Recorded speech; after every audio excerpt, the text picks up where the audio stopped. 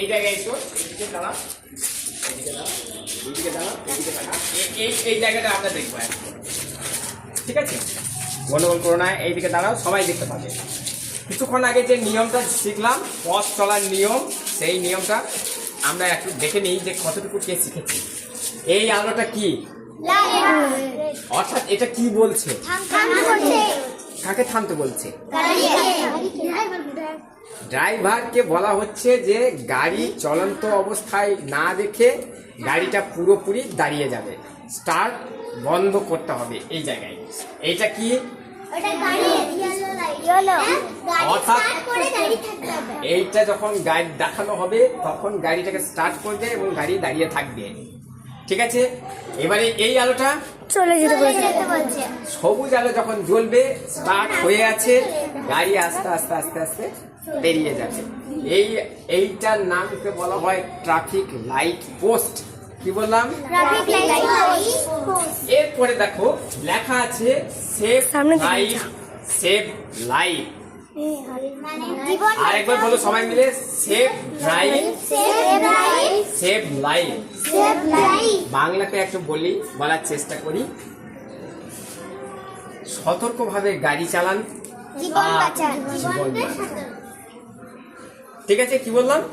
সতর্কভাবে গাড়ি চালান, জীবন বাঁচান।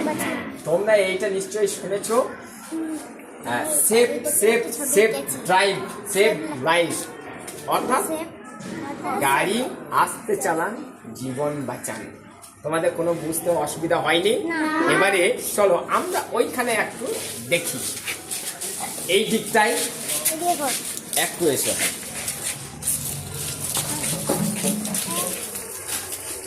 এবারে দেখো তোমরা আসছো, আমি ট্রাফিক কি করলাম?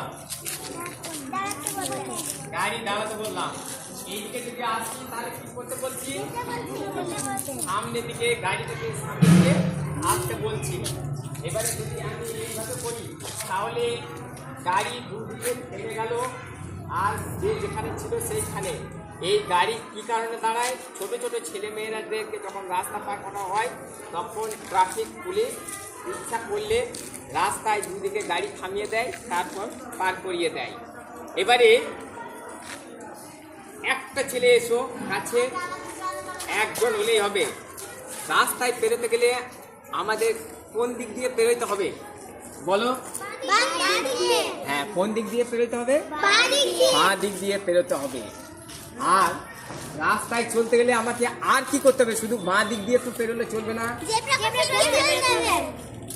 না, বাঁ দিকে রাস্তায় যে ফুটপাত আছে তার উপর দিয়ে আমাকে চলতে হবে।